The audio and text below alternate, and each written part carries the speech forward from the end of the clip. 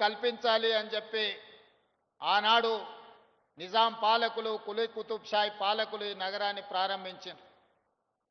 ఆనాడు వారు నిర్మించిన చార్మినార్ కావచ్చు, గోల్కొండ కోటలు కావచ్చు, ఆ తర్వాత నిజాం సర్కార్ 1908లో ఈ నగరం మీద వరదలు ఉప్పెనై కమ్మేసి వేలాది మంది ప్రాణాలను బలి తీసుకున్నప్పుడు నిజాం పాలకులు ఆనాడు మోక్షగుండం విశ్వేశ్వరయ్యను ప్రపంచంలోనే పేరెన్నికగన్న ఒక గొప్ప ఇంజనీర్ను ఈ ప్రాజెక్టుల నిర్మాణానికి మూసీ నది పరివాహక ప్రాంతము, ఈశా నది పరివాహక ప్రాంతం నుంచి వచ్చే ఈ వరద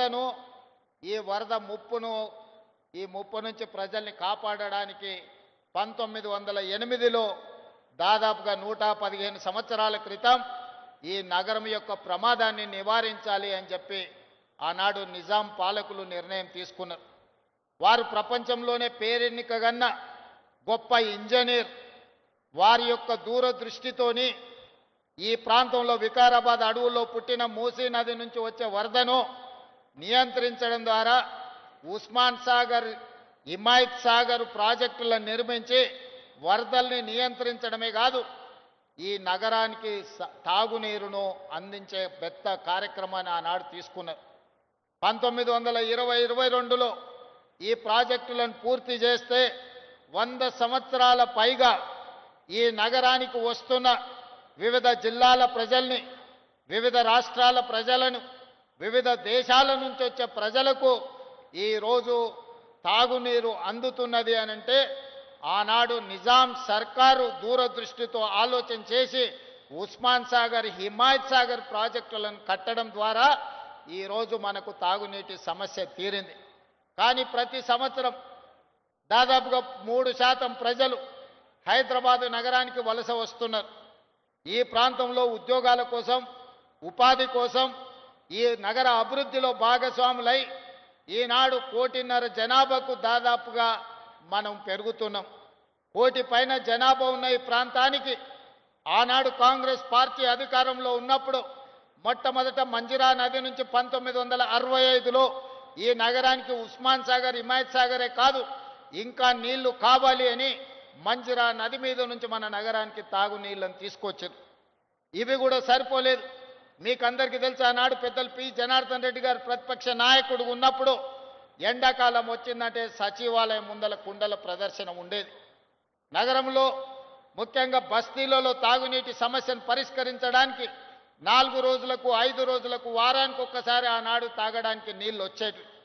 పేదలు పడుతున్న కష్టాలను చూసి పి జనార్దన్ రెడ్డి గారు ఆనాడు నిరంతరం పోరాటాలు చేయడంతో ఈ మంజిరా నది, అదేవిధంగా ఉస్మాన్ సాగర్, హిమాయత్ సాగర్ నదీ జలాలే కాదు కృష్ణా నది జలాలను తరలించడం ద్వారా నగరం యొక్క దాహార్తిని తీర్చాలని ఆనాడు నిర్ణయం తీసుకున్నారు. అందుకే కృష్ణానది నుంచి, నాగార్జున సాగర్ నుంచి ఈ నగరానికి తాగునీటిని తరలించే కార్యక్రమాన్ని 2002లో ప్రారంభించారు.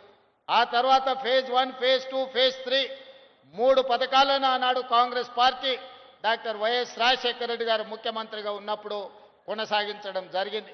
అదేవిధంగా కృష్ణానది జలాలు సరిపోవన్నప్పుడు గోదావరి జలాలను కూడా ఇక్కడికి తరలించాలని శ్రీపాద ఎల్లంపల్లి నుంచి గోదావరి జలాలను హైదరాబాద్ నగరానికి తరలించే కార్యక్రమాన్ని కూడా మనం తీసుకోవడం జరిగింది.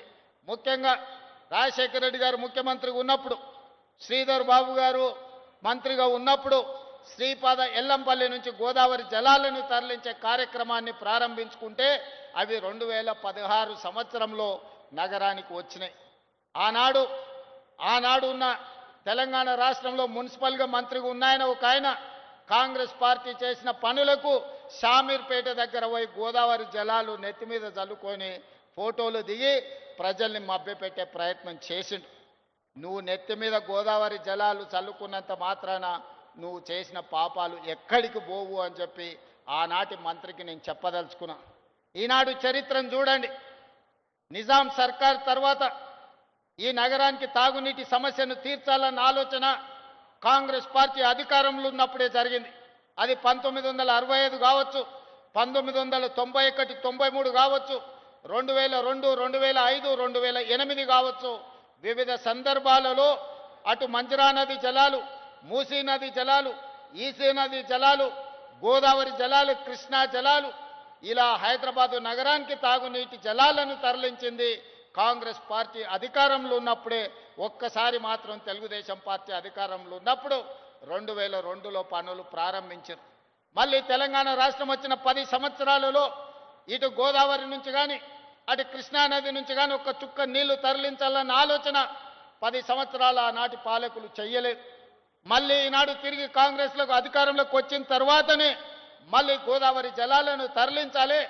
ఈసారి కేవలం హైదరాబాదు నగర తాగునీటి సమస్యను తీర్చడమే కాదు, నల్గొండ జిల్లాను పట్టి పీడిస్తున్న ఫ్లోరైడ్ సమస్యను పరిష్కరించాలని ఇవాళ కాంగ్రెస్ పార్టీ కంకణం కట్టుకున్నది.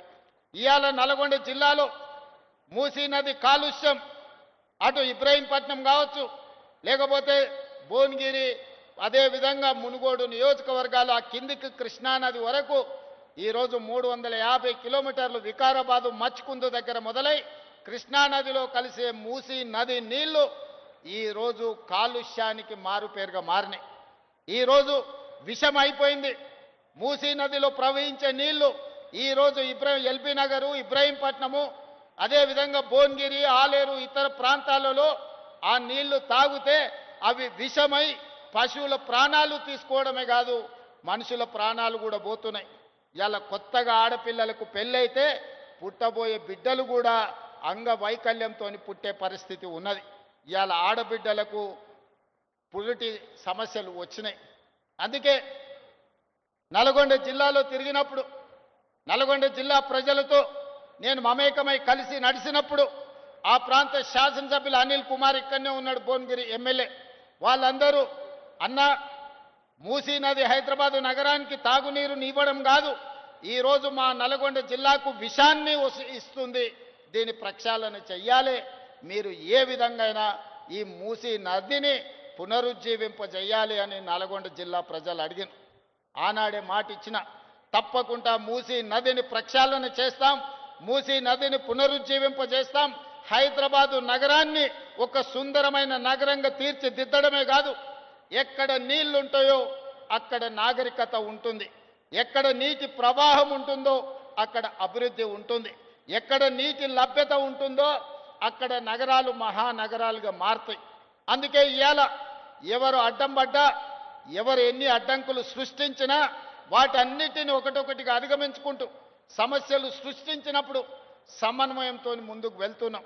అందుకే ఇవాళ పోయిన సంవత్సరమే గోదావరి నదీ జలాల ప్రాజెక్టు తీసుకోవాలనుకున్నప్పుడు కొంతమంది కుట్రలు కుతంత్రాలు చేసింది.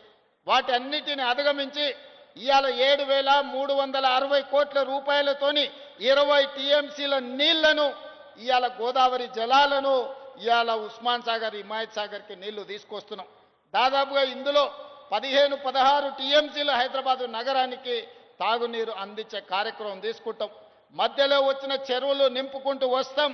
దాదాపుగా 4-5 టీఎంసీలు మూసి ప్రక్షాళనకు వాడి ఈ మూసిని పట్టి పీడిస్తున్న కాలుష్యాన్ని తొలగించి హైదరాబాదు నగరంలో ఉన్న డ్రైనేజ్ వ్యవస్థను మొత్తం మూసిలో కలపకుండా, హైదరాబాదు ఫ్యాక్టరీల యొక్క కాలుష్యాన్ని మూసిలో కలపకుండా ఇవాళ నియంత్రించడం ద్వారా, ఎస్టీపీలు ప్రారంభించడం ద్వారా కాలుష్యాన్ని కూడా నియంత్రించదలుచుకున్నాం. అందుకే ఇవాళ ఈ గొప్ప కార్యక్రమాన్ని